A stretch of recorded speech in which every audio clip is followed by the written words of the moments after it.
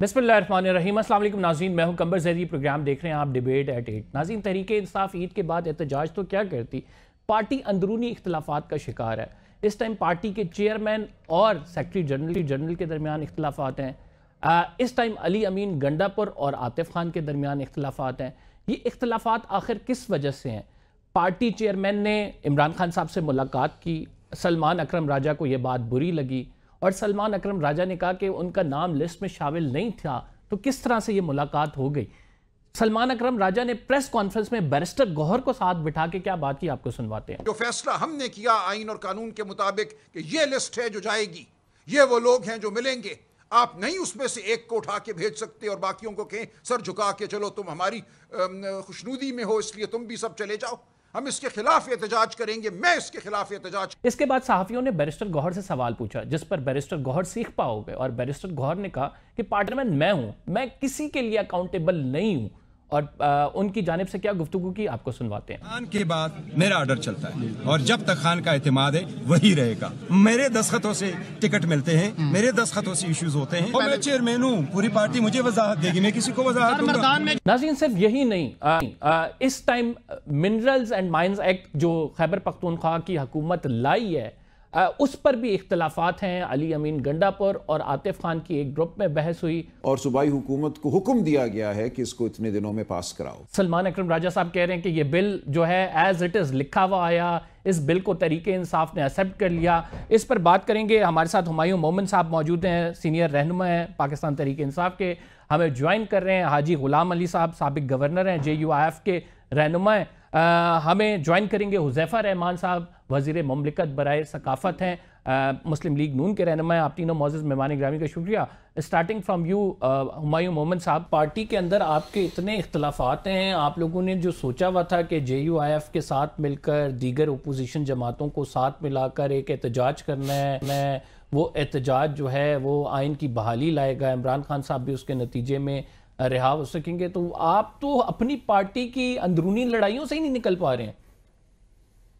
बिस्मिल्लाहिर्रहमानिर्रहीम, इय्याका नअबुदु व इय्याका नस्तईन। देखिए, इसमें कोई शक नहीं है कि आप इख्तलाफ कह लें या इख्तलाफ राय कह लें या जो मर्ज़ी कह लें, लड़ाई कह लें, दीज आर सेमेंटिक्स। ये एक ही चीज़ को मुख्तलिफ़ तरीक़े से बयान करने की बातें होती हैं, लेकिन ये एक वाइब्रेंट सोसाइटी की एक निशानी भी होती है। मतलब अगर हम ये करना शुरू कर दे, जो आपने कह दिया और मैंने मान लिया है, और जो टॉप वाले बंदे ने कह दिया वो नीचे वाले हर एक वो करना शुरू कर दे, दैट मीन्स कि वहाँ पे गुलामाना जहन ज़्यादा है और वहाँ पे सवाल करने वाला नहीं है। असल में तो सवाल ही असल चीज़ है ना, सवाल ही आपको प्रोग्रेस की तरफ लेकर जाती है। तो मैं उसको नेगेटिव नहीं देखता। हाँ, उसकी वजह से फ़िलहाल पार्टी के अंदर बज़ाहिर एक डिसिप्लिन की कमी नज़र आ रही है। एक आदमी एक बात करता है, दूसरा आदमी दूसरी बात करता है। ये चीज़ बजाय मीडिया पे आके करने के, ये आपस में जो हमारी कमेटीज़ हैं उनके अंदर डिस्कस करो। इसको बाहर आने की ज़रूरत नहीं है। तो इन अदर वर्ड्स, अगर चार भाइयों का एक घर में जो जॉइंट फैमिली सिस्टम है, अगर दो भाइयों का आपस में कहीं झगड़ा हो जाता है, आप लोग अपने ड्राइंग रूम में बैठ के उसकी बातचीत कर लो कि यार ये चीज़ है और ये चीज़ है। उसके बाद आप सड़क पे आके एक दूसरे को सुनाने के कोई तुक नहीं बनती। उससे फ़ायदा कुछ नहीं होगा, उससे नुकसान ज़्यादा होगा। तो अगर हम लोगों के दरमियान में, और ये मेरी एक जनरल प्रिंसिपल्स के लिहाज से ये, अगर हमारे दरमियान में कोई इख्तलाफ राय है तो भाइयों उसको आपस में बैठ के तय करो, ना कि बाहर आके करो। अगर आपको कोई चीज़ पसंद नहीं आई, उन्हीं के साथ बैठ के कर लो। मीडिया टॉक की ज़रूरत नहीं है। तो किसने करना है सर वो आपस में? देखिए, ये हम ही नहीं करना है, ये हर एक जगह पे। अच्छा, एक बात याद रखिए, मैं आपको एक चीज़ समझा देता हूँ। पाकिस्तान तहरीक इंसाफ में ये लड़ाइयाँ पहली बार नहीं हो रही। पहले ये होता था कि इमरान खान के दौर में भी ये सब कुछ थे। अकबर एस बाबर और हमारे एक और मेंबर के दरमियान में इमरान खान के सामने बड़ी सख्त लड़ाई हुई थी। लेकिन जब इमरान खान साहब होते थे तो वो इन लोगों को बिठा के एंड में वो फैसले करके उन चीज़ों को सेटल कर देते। आज वो जेल में है और उनको कोई इंफॉर्मेशन मिल नहीं रही, तो उसकी वजह से ये चीज़ ज़रा ज़्यादा बढ़ गई है। जब बड़े नहीं होते तो छोटे होते। लेकिन यहाँ पे देखें, एक चीज़ आ जाती है। मेरी एक सोच है, मेरी सोच ये है कि या तो मैं आपके खौफ की वजह से काम करूँगा या मैं आपकी मोहब्बत में काम करूँगा। इन दोनों में फ़र्क है। अगर मुझे आपसे खौफ है तो जब आप नहीं होंगे मैं वो काम नहीं करूँगा, लेकिन जब आपसे मेरी मोहब्बत होगी तो आप हो ना हो मैं वो काम करूँगा। अगर तो पीटीआई वाले लोग इमरान खान की खौफ की वजह से एक दूसरे से नहीं लड़ते थे तो वो गलत है। इसका मतलब है वो एक दूसरे को नहीं पसंद करते लेकिन किसी के खौफ से। लेकिन अगर वो इमरान खान की मोहब्बत में एक दूसरे के साथ काम करते तो फिर हमें बर्दाश्त करना पड़ेगा एक दूसरे को। ये मोहब्बत और खौफ के दरमियान में, और ये मुसलमानों में जनरली एक प्रॉब्लम है। हम अल्लाह ताला की डर की वजह से काम करते हैं। काश हम अल्लाह ताला की मोहब्बत में काम करना शुरू कर दें तो चीजें बेहतर तो फिर चीजें खराब नहीं होंगी। मोहब्बत में चीजें खराब नहीं होती हैं। जब आप किसी से डर रहे होते हैं ना, देखें जब मैं कहता हूं कि जब मैं अल्लाह ताला के डर से, तो मैं बाद में मैं कहता हूं यार मतलब नौजुबिल्लाह यार चलो कर लेते हैं, झूठ बोल लेते हैं। हालांकि झूठ वो वाहिद चीज है जिसको हुजूर सल्लल्लाहु अलैहि वसल्लम ने बड़े जोरी से कहा था कि आपकी हर बुराई की जड़ झूठ में। और पाकिस्तान में आप झूठ देख लें, ऐसा बोला जाता है कि जैसे वो कुछ है ही नहीं। और यही हमारा प्रॉब्लम है, ऊपर से लेके नीचे तक यही प्रॉब्लम है। हर जगह पे जाके कर लो, अनफॉर्चुनेटली मीडिया में झूठ है, हर जगह पे झूठ है, पार्लियामेंट में झूठ है, ब्यूरोक्रेसी में झूठ है, हर जगह पे झूठ है। हमें इन चीज़ों को करना है और एड्रेस कैसे करेंगे? जब हमें अल्लाह से मोहब्बत हो जाएगी। हम अल्लाह के खौफ की वजह से नहीं। हमें प्रॉब्लम यह दिया गया है हम लोगों को, जो हमारे रिलीजियस लीडर्स हैं ना, वो हमें अल्लाह से डराते हैं। नहीं तो आप क्या समझते हैं ये सारी चीजों का? अब जाहिर बात है आपकी पार्टी एक पेज पे नहीं है, आपस में इख्तिलाफ है। नहीं, पार्टी एक ही पेज पर है। पार्टी एक ही पेज पर है। किस तरह से? उस पेज के अंदर 2 पैराग्राफ्स जो है ना, वो एक मतलब उसमें एक चीज एक लिखे, दूसरे पैराग्राफ में दूसरी लिखे। एक्चुअली इनको 2 अलग अलग पेजों पे होना चाहिए था। वो जो पैराग्राफ है वो एक पेज का, ये दूसरा पैराग्राफ दूसरे चैप्टर का है, लेकिन समहाउ ये पैराग्राफ अगर मिक्स हो रहे। देखिए मेरी नजर में चेयरमैन और सेक्रेटरी जनरल के अपनी अपनी रिस्पॉन्सिबिलिटीज हैं। ये रिस्पॉन्सिबिलिटीज एक दूसरे के साथ क्लैश नहीं कर सकती हैं।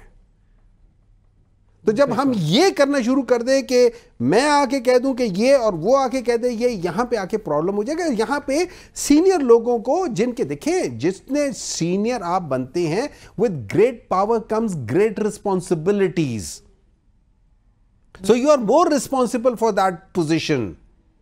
और ये चीज, इसको इस्लाम कैसे कहता है? इस्लाम इसको कहता है कुल्लुकुम राइन व कुल्लुकुम मसूलन अन रयती, और तुम में से हर एक निगहबान है और उससे उसकी रैयत में सवाल होगा।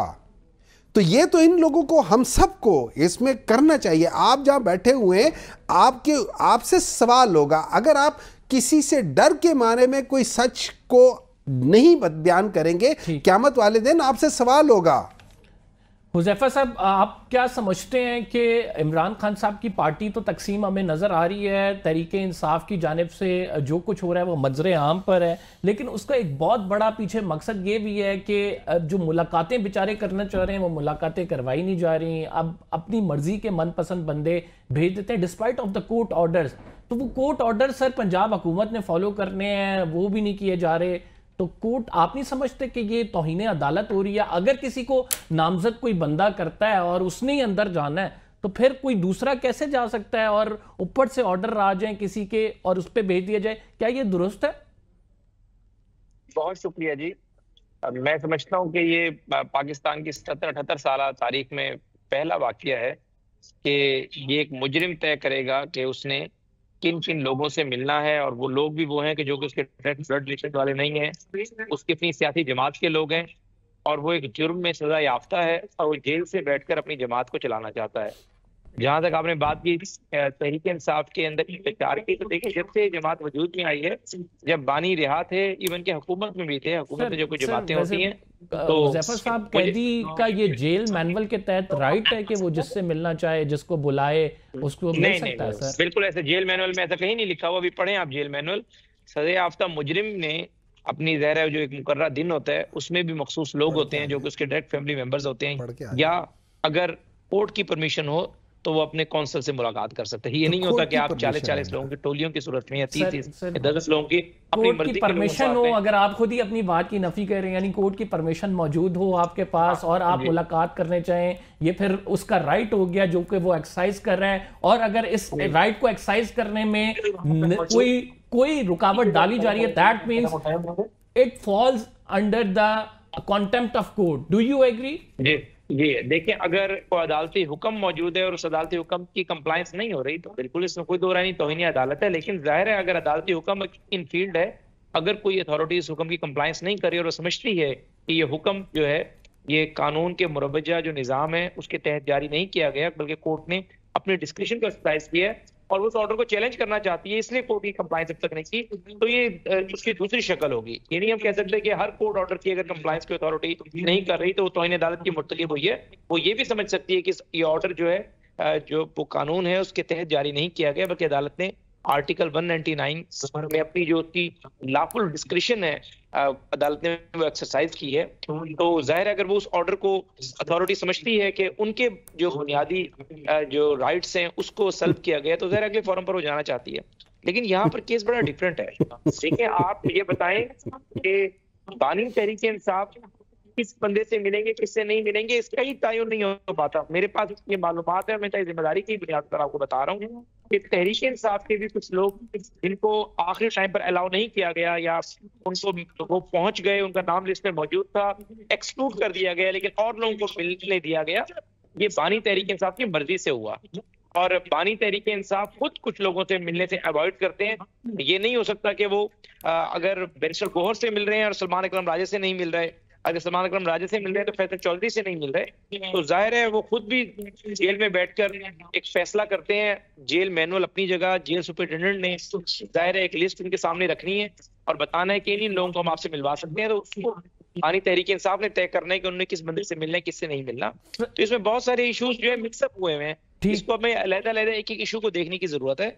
इसमें बहुत सारे लोग हैं जिनको जरा कोर्ट ने अगर इंस्ट्रक्शंस दे दी और कोर्ट की हिदायत के बावजूद वो कहते हैं कि लिस्ट के अंदर 10 लोग थे, 2 को मिलने दिया, 8 को नहीं दिया गया, तो वो लोग हैं जिनको खुद बानी तहरीक इंसाफ अवॉइड कर रहे हैं और वो ज़ाहिर है मीडिया के अंदर अपनी एक लेवरेज हासिल करने के लिए, कवरेज हासिल करने के लिए मिलने तो जरूर जाते हैं, लेकिन बानी तहरीक इंसाफ समझ रहे हैं कि उनकी जो रीनेगोशिएशन या वो डायलॉग करना चाह रहे हैं उसके लिए बैरिस्टर गौहर को, अली अमीन गंडापुर को, बैरिस्टर सैफ को उन्हें मैदान में उतारा हुआ है। तो जहां उन्हें महसूस हो रहा है कि वो ये मुज़ाकरात के अंदर अगर ये लोग नेगोशिएशन करना चाह रहे हैं तो इसलिए अवॉइड करते हैं। मैं हाजी साहब से पूछना हाजी साहब मैं वही मुकम्मल कर रहा हूँ। हलीमा खान की बात की गई, बकिया बहनें मिल रही हैं, एक बहन नहीं मिल रही, तो ये खुद जो है इनकी अपनी पार्टी के अपने अंदर एक स्प्लिट है, फैमिली के इश्यूज हैं। मैं वो आपकी बात आ गई है, मैं पॉइंट आ गया आपका।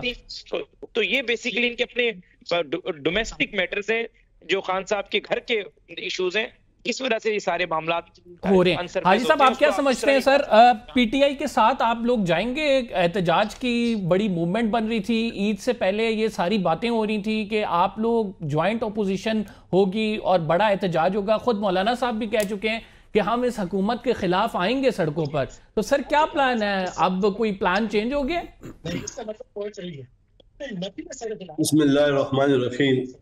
देखिए, बेसियत जमीयत उलमा इस्लाम हम रोज़े अव्वल से इस इंतखाबात को, इस असम्बलियों को, इस हुकूमत को नहीं मानते, इसलिए कि ये हुकूमत अवाम जमहूर के वोटों से नहीं आई। और जहाँ तक पीटीआई के साथ बातचीत हो रही है या अलायंस की तरफ जाना है, तो जितने भी सियासी जमातें अलायंस बनाते हैं वो एक एजेंडा पे बहस होती है और जो एजेंडे पर तमाम सियासी जमातों के अकाबिरीन के इत्तेफाक राय होते हैं तो फिर इत्तेहाद बन जाता है। जमीयत उलमा इस्लाम कोशिश कर रही है कि हम मुल्क में आईन और कानून की बालादस्ती और आज़ादाना मनसफाना इलेक्शन को कराने, और जो ये इलेक्शन हुआ है और इसमें जिस तरह की बेज़ाब्तगी हुई है, इसका खात्मा पाकिस्तान की तरक्की समझती है।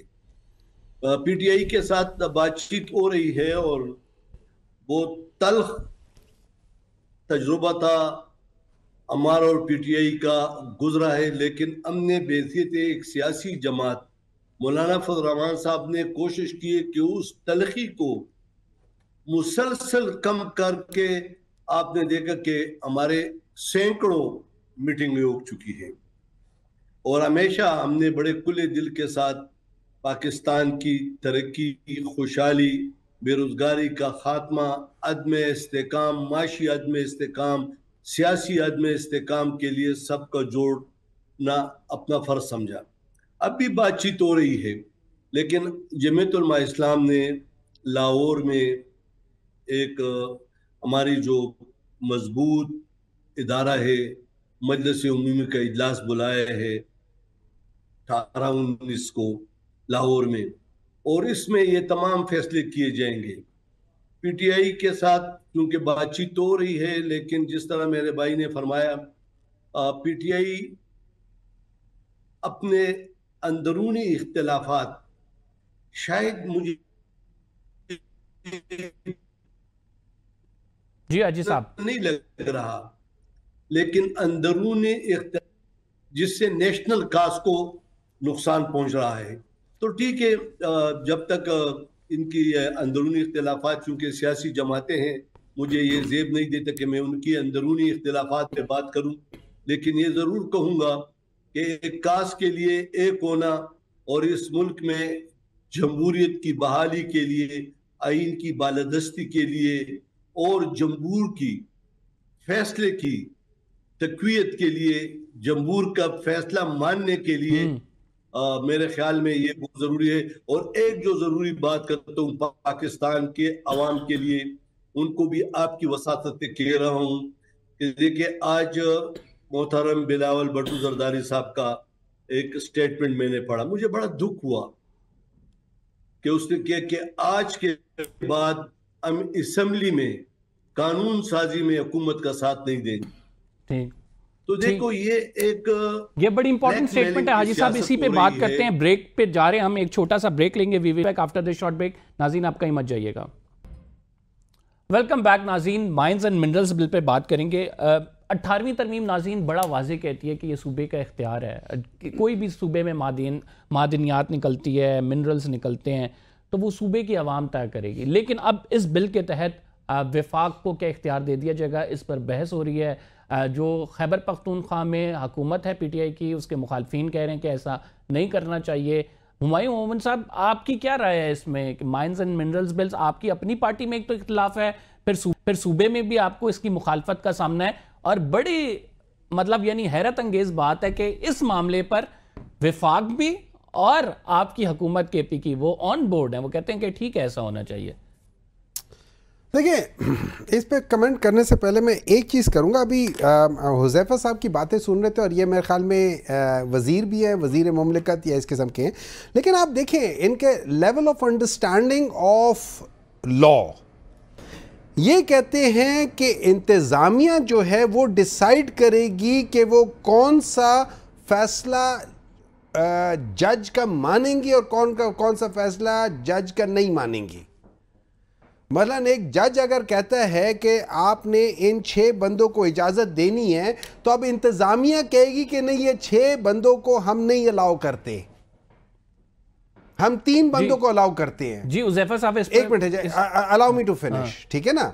ये लोग डिसाइड करेंगे। सिंपल सी बात ही हो जाती है। बतौर जज बैठे हुए हैं, मुझे बताएं, मैंने तो ये ऐसी बात ही नहीं की। मोहम्मद साहब ये बात मेरे मुंह में डाल रहे हैं, रिकॉर्डिंग निकाल के चेक कर लीजिएगा, फिर उन्हें आपने कहा था कि लोग ये कह रहे हैं हम ये लोग, अगर एक जज साहब ने कोई डिसीजन ले लिया है तो उसमें कोई चीज ठीक नहीं होगी, तो फिर वो कैसे मानेंगे? वो उनका बाप भी मानेगा। जवाब दे देता हूँ, मैं अब बताता हूँ। अगर एक जजमेंट आ जाए तो ये आप लोगों ने ऑलरेडी यही गलतियां की थी। इमरान खान तभी कहता है कि एक तो पढ़े लिखे नहीं है, ऊपर से कोशिश भी नहीं करते। अब सुने मेरी बात, इस मुल्क का अलमिया यही लोग हैं, ये इस मुल्क का अलमिया है, ये वो जोंके हैं जो इस मुल्क के साथ चिमट गई हैं। इनको आपको पता है जोंक को हटाने का तरीका क्या होता है? वो गरम सलाख लेके जोंक को लगाते हैं, तो जोंक वो खून चूसना बंद करती है।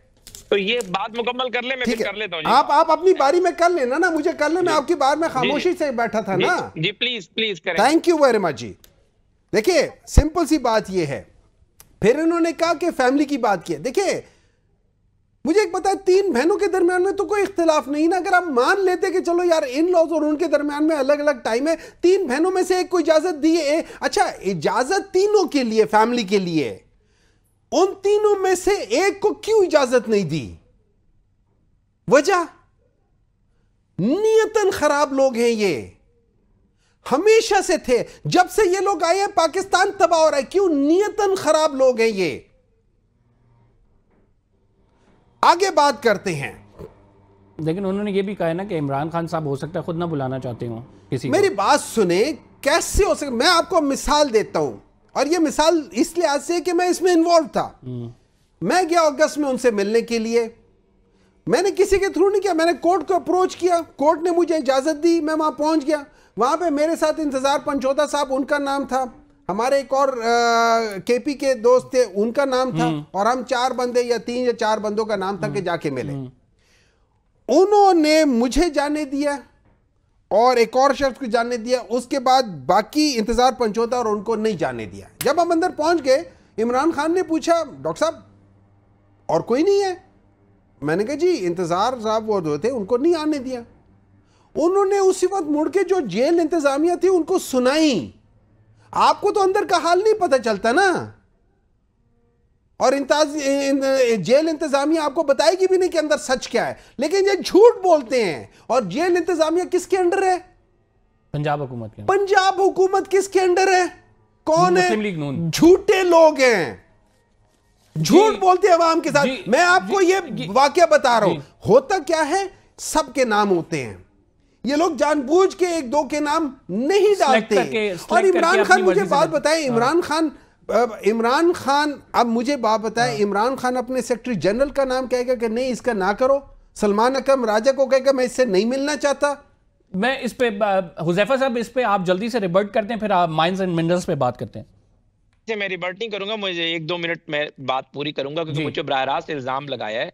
पहली बात तो ये कि जो इन्होंने कहा कि एक तो बानी कहते हैं कि पढ़े लिखे नहीं है, फिर दूसरा सीखने की कोशिश भी नहीं करते। वो बेसिकली अपने बारे में उन्होंने कहा है, क्योंकि उन्होंने पूरी तालीमी स्पोर्ट्स सीटों के ऊपर एडमिशन ले लेकर की, और 3rd डिग्री से खुद जो है वो हर जगह पर होते रहे। मैंने जो बात की है, मोहम्मद साहब की आदत है कि दूसरे के मुंह में बात डाल देना। मैंने क्या बात की? आपने कहा कि अगर कोर्ट का हुक्म आए और उसकी कंप्लायंस ना करें तो क्या तौहीन अदालत नहीं है? मैंने कहा जी बिल्कुल तौहीन अदालत है। लेकिन दूसरी तरफ का नुक्ते नजर ये है, नहीं वो उस पे बात पे कह रहे थे, आपने कहा कि जेल मैनुअल के तहत कि मुजरिम डिसाइड नहीं करेगा। उन्होंने कहा कि जेल मैनुअल के तहत हमारा राइट बनता है। इनको बोल लेने दे, इधर आप कर लें। उन्हें क्या कि बोले, मुझे मेरी बात करने दें जी, फिर आप बोलिएगा। मुझे आप मेरी बात तो करने दें। आप मोहम्मद साहब की बारी में क्रॉस क्वेश्चनिंग कर रहे हैं, मुझे मेरी बात करने दें। जी जी जी हुजैफा साहब आप करें करें करें करें साहब की नुमाइंदगी। जी जी करें। मैंने आपके सवाल पे कहा था कि अगर जेल इंतजामिया या कोई भी शख्स अदालती हुक्म नहीं मानता कि तौहीन अदालत के जुमरे में आता है। लेकिन इसका दूसरा नुक्ता नजर ये है, अगर अदालत फाइनलिटी ना हो, फाइनलिटी तब होता है जब तमाम फॉर्म्स खत्म हो जाए। अगर दूसरे फॉरम पे वो अपील कर सकते हो और अपीलेबल ऑर्डर हो, तो जाहिर है वो अगर अदालती हुक्म नहीं मान रही है और अपील में चली गई है तो ये तौहीन अदालत के जुमरे में नहीं आता। मैंने एक तो ये बात की। इन्होंने मुझे कहा मैं किसी के खानदान पे बात नहीं करना चाहता, लेकिन अब भूल के सुन लें। इन्होंने कहा जी कभी एक भाई हो सकता है। जी बिल्कुल भाई हो सकता है। भाई जब जो है बेगम के हाथों में चल रहा होगा, तावीजों पे चल रहा होगा, बेसिकली जो तावीजों वाली है वो ही कहती है कि मैंने अलीमा खान को खान साहब के करीब नहीं होने देना, इस वजह से, वरना कोई इसमें हुकूमत को आर नहीं है। अच्छा, कि तो अगर इसमें मतलब वो 2 बहनें मिल रही हैं, सुन ले, अगर 2 बहनें मिल रही हैं तीसरी में मिल रहे, क्योंकि आप खुद अपने फैमिली अफेयर्स को उल्टा आपको चाहिए कि आप अवॉइड करें। हम भी अवॉइड करेंगे, किसी के खानदान में बात क्यों करें, मुनासिब नहीं है। लेकिन जब आप पूरा इल्जाम लगा देते हैं हम मजबूर हो जाते हैं। अब आपने कहा कि सलमान अकरम राजा को कभी रोक सकता है, वो भी बैरिस्टर गौहर ने जो कल किया है उससे आपको नजर नहीं आ रहा कि वो एक बंदा मिलकर आया है पानी से। अपनी इनकी पार्टी में आज से नहीं 2014 से इख्तलाफात है। जब ये वजीर आजम में तब इख्तलाफात थे, एक वजीर को कह के दूसरे वजीर को गालियां पड़वाया करते थे। इनकी अपनी हुकूमत के अंदर जो सूरत हाल थी, अलीम खान को वजीर बनाया, अगले दिन उसे गिरफ्तार करवा दिया, फिर उसका सॉफ्टवेयर अपडेट किया, फिर दोबारा वजीर बना दिया। ये बेशुमार इनका ये स्टाइल है बानी तहरीक इंसाफ का। अपने इनके इख्तलाफात है, इसके अंदर अब आपने मुझे कहा कि राइट आपका जवाब आ गया है हुज़ैफा साहब। मैं आखिरी बात जी, आखिरी 10 सेकंड, जेल इंतजामिया कट इसलिए लगाती है कि मैनुअल में लिखा हुआ है कि लेट से आज 8 लोग मिलेंगे, 6 लोग मिलेंगे, 5 लोग मिलेंगे, तो उसमें से जो लोग मोस्ट फिजिबल होते हैं और उस पे जाहिर है बानी अपनी प्रायोरिटी लगा कर देते हैं, उन्हें मिलवा देते हैं। अभी इन्होंने खुद कहा कि मैं कोर्ट से ऑर्डर लेकर बानी को मिला था। यार हुज़ैफा साहब देखें हुज़ैफा साहब अभी एक मिनट मेरा एक सवाल है, मेरा एक सवाल बनता है हुज़ैफा साहब, मेरा एक सवाल बनता है। मैं मानता हूं कि आज इमरान खान को कन्विक्ट किया हुआ है, आज से 2-3 साल पहले 2016, 17, 18 में कोर्ट ने क्या नाम है मियां नवाज शरीफ साहब को भी कन्विक्ट किया था। अब मियां नवाज शरीफ साहब जब जेल में थे, आपको पता है उनसे कितने लोग मिलते थे? जेल मैनुअल तो वही है ना, बदला नहीं है। अब आपको जवाब दे रहा हूं, एक मिनट है ना, मुझे बोल लेने दे। जुबैर साहब कहते थे, जुबैर साहब कहते थे घंटे खड़े रहते थे, कोई मिलने नहीं देता था। और सर जी एक मिनट सब्र करें, आप ही के उस जमाने के लीडर थे जुबैर साहब, जो उनके स्पोक्स पर्सन थे। जुबैर साहब ने एक प्रोग्राम में, मैं आपको प्रोग्राम का रेफरेंस देता हूं, द रिपोर्टर्स में, उधर उन्होंने कहा था कि जब वो हम उनके पास जाके मिला करते थे तो सुबह 9:30 बजे से लेकर 2:30 बजे तक हम सारे होते थे। 2 दफा 25-25 बंदे आके मिलते थे और उसमें ये सीनियर लीडरशिप थ्रूआउट बैठी रहती थी। नाज़रीन, ये डेमोक्रेटिकली हर उस शख्स का हक है जो कि जेल में मौजूद है। देखिए पॉलिटिकल लीडर देखिए, you have to differentiate between a political leader and another convict. ये सारी चीजें होती है, गलतियां होंगी नहीं होगी जो भी होंगे उसके होता है, और उसके लिए एक तरीकाकार अदालत ने तय भी कर दिया है, उस पर अमल दरामद होना चाहिए। 8 बंदों के नाम है, आप 8 बंदों को जाने देना। बिल्कुल, इस पे बात करते हैं एक छोटी सी ब्रेक के बाद। वेलकम बैक नाज़रीन। माइंस एंड मिनरल्स बिल जो कि खैबर पख्तूनख्वा हुकूमत लाई है और वो इस पर इम्प्लीमेंट भी जाहिर बात है कराना चाहती है कि ये पास हो जाए, लेकिन क्या ये इमरान खान साहब की मर्जी से आया है और खैबर पख्तूनख्वा की जो दीगर सियासी जमातें हैं वो इस पर क्या कहती हैं? जी हाजी साहब, आपका क्या नुक्ता नजर है खसूसन JUIF का इस पर? देखिए 18वीं तरमीम यूनानिमस पास हुई थी। 18वीं तरमीम में सूबों को उनके जो हकूक दिए गए, तो क्या ये देखना है कि सूबे के हकूक के मुनाफिक कानून साजी असम्बली कर सकती है? और क्या 2 पसमंदा प्रोविंस बलूचिस्तान और खैबर पख्तूनख्वा, जिसमें हर रोज खून की होली खेली जा रही है, बेगुनाह लोग शहीद हो रहे हैं, और इन इलाकों में जहां पे हर किस्म का मिनरल मौजूद है, लेकिन उन लोगों को पानी तक मुयसर नहीं, बिजली, रोड, स्कूल, हॉस्पिटल मुयसर नहीं, तो क्या सूबाई हुकूमत को ये ज़ेब देती है कि उस पसमंदा अवाम और उनके हकूक और उनके एसेट आप निकाल कर किसी और को दे दो? इसलिए हम कहते हैं कि बलूचिस्तान और खैबर पख्तूनख्वा में जो कुछ है ये इस अवाम का हक है, और 18वीं तरमीम में ये हक इनको दिए गए है। और पंजाब और सिंध हमारे भाई हैं, वहां भी इस तरह आप देख लें, गंदम जब पंजाब में होती है और हमारे लोगों को आटा नहीं, लेकिन हाजी साहब अभी तो आपका मौकिफ ये है, लेकिन आप लोगों पर जब प्रेशर आता है तो फिर आप अपनी राय भी तो बदल लेते हैं ना। 26वीं आईनी तरमीम पर आपका बड़ा असूली मौकिफ था कि नहीं होनी चाहिए, उसके बाद आपने वही तरमीम की वोट में हक दिया, वो तरमीम हो गई। नहीं, देखिए बात सुने, जमीयत उलमा इस्लाम हमेशा इस मुल्क में सियासत, आईन और कानून के ताबे करती है, और हम कभी अनारकी पैदा नहीं करते। जिस तरह भी देखो सारा जो डिस्कशन चल रही थी कि कौन मिलता है कौन नहीं मिलता, ये बात ठीक है, लेकिन मुल्क में इसकी जरूरत अभी नहीं। मुल्क में महंगाई, बेरोजगारी, बदअमनी, सियासी अदम इस्तेकाम, माशी अदम इस्तेकाम, इसके लिए सियासी लोग अपना रोल अदा करें, और जब हम एक होंगे और इसके लिए कोशिश करेंगे कि इस मुल्क में एक सही जमहूरी निजाम और हुकूमत आए तो फिर मुल्क तरक्की करेगी। आज देख ले, मैं शहबाज शरीफ साहब हमारे मोहतरम में, आज के बिलावल भुट्टो जरदारी साहब का बयान क्या हम असेंबली में इनको सपोर्ट नहीं करेंगे, तो क्या शहबाज शरीफ साहब अक्सरियत रखते हैं? इसलिए इनको चाहिए अगर खुद मुस्ताफी हो जाए, इस मुल्क को, इस कौम को इस मुश्किलात से निकालने के लिए अगर आजादाना, मनसफाना, गैर जानिबदाराना इलेक्शन हो जाए तो मेरे ख्याल में हुकूमत में रहने से, हुकूमत से जाने में इसकी इज्जत और एहतराम में इजाफा होगा। जी हुमायूं साहब, की जरूरत है कि हम जी ओके हुमायूं साहब, आप मैं आपको एक दो चीजें बात बताता हूं। पहले मैं माइनस मिनरल्स की बात करता हूं और इन प्रिंसिपल बात बताता हूं।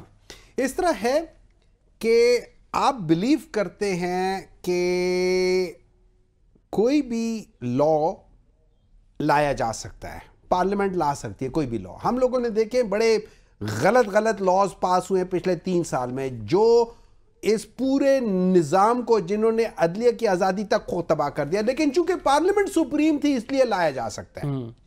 लेकिन उसकी जो बेसिक फंडामेंटल प्रिंसिपल है किसी भी लॉ का लाने का, वो है कि उसके ऊपर पार्लियामेंट के अंदर डिबेट हो, ना कि 26वीं तरमीम की तरह हो कि जिसके ऊपर 1 मिनट की डिबेट पार्लियामेंट में नहीं हुई। ना तो वो नेशनल असेंबली में हुई है, ना वो सेनेट में हुई है। हाँ, किसी के घर में कोई बैठ के बातें हो गई हैं, मेरे और आपके दरमियान में हो गई कि हाँ इस पर इत्तेफाक कर नहीं करते।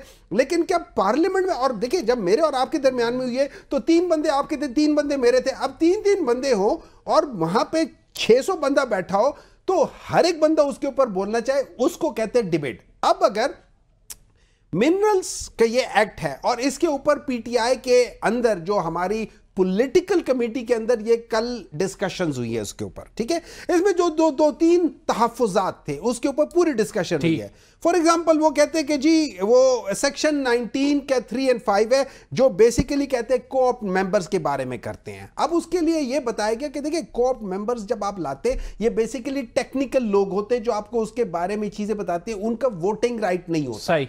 तो ये किसी लिहाज से आप किसी को, मतलब आप ये इसमें करना कि किसी को दे रहे तो उसमें कोई ऐसी बात नजर नहीं आती। नंबर 2, ये इस पे डिबेट भी हो रही है और ये डिबेट जो होती है ना, ये चीज हर चीज को खोल के दिखाती है। फिर उसके बाद है सेक्शन 32(4) था जिसको कहते हैं टेम्पररी परमिट्स है। अच्छा, ये टेम्पररी परमिट्स पहले भी ये जो ओरिजिनल है 2017 का एक्ट है उसके अंदर भी ये चीज आ रही है। फिर इस लिहाज से इसका है सेक्शन 31। सेक्शन 31 जो है, जो MIFA जो माइंस एंड मिनरल्स एक्ट वगैरह है, सॉरी अथॉरिटी है, उसको आर्बिट्ररी कंट्रोल देती है किसी भी लैंड को। ये पहले भी है, ये सेक्शन 65 ये कहता है कि अगर कोई गैर मुल्की सूबे में मादनियात की लीज लेने में दिलचस्पी रखती है तो इसके साथ मुआहिदा फेडरल माइनिंग विंग और मिनरल फैसिलिटेशन अथॉरिटी करेगी। वो that false under the federal. अगर हुकूमत KP की है, आप लोग ये कहते हैं कि वसाइल जो है 18वीं तरमीम के बाद KP का हक है, तो फेडरल हुकूमत क्यों इसकी फिर करेगी? देखिए फर्ज करें अगर ये आती है, आप इन्वेस्टमेंट लेकर आना चाह रहे हैं ना, पाकिस्तान में फेडरल में किसी जगह पे कुछ चीज है सिवाय इस्लामाबाद के तो और कुछ नहीं ना फेडरल के पास।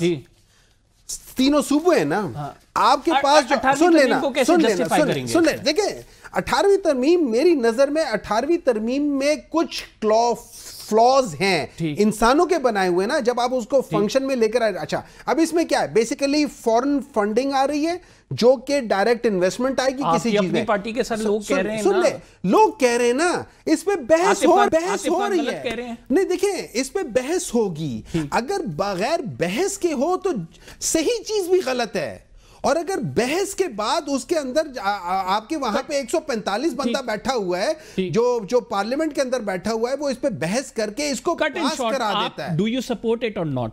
देखिए, जो चीजें मैंने सुनी हैं और जिस तरीके से, जैसे आपने कहा है फंडिंग वहां से आ रही है, अब ये फंडिंग जब आएगी वो फंडिंग दिया जाएगा किसको? वो कहेंगे आपके जो प्रोविंशियल गवर्नमेंट जो मर्जी है उसके सामने रखी जाएगी। उनके पास इख्तियारात है कि यस करें या नो करें, लेकिन ये कह देना कि वो करें, ये इस पे ऊपर अभी सारी बहस होगी और अभी बहस चल रही है। जब इस आर्टिकल 63 के ऊपर जब बहस आनी शुरू होगी, ये सारी चीजें सामने आएंगी, इसके ऊपर डिबेट्स होंगी। ये सोच है, एक मिनट, लास्ट फिनिश, ये 26वीं तरामीम नहीं है कि जिनके ऊपर 1 मिनट भी बहस नहीं हुई थी। ये बीकेपी की गवर्नमेंट की वो है, इस पे सारी बहस होगी, फिर पास होगा। नाज़रीन, माइंस एंड मिनरल्स बिल पर पीटीआई की जानिब से एक एलामिया भी आया है। इमरान खान साहब की इसमें इजाज़त ली जाएगी और इमरान खान साहब की इजाज़त के बाद ये बिल पास किया जाएगा। अलबत्ता बहस भी चल रही है इस तमाम मामले पर, देखते हैं क्या होता है, आने वाला वक्त ही बताएगा। फिलहाल के लिए कंबर जदी को इजाज़त दीजिए, अगले प्रोग्राम में आपसे मुलाकात होगी। अल्लाह ने के बाद।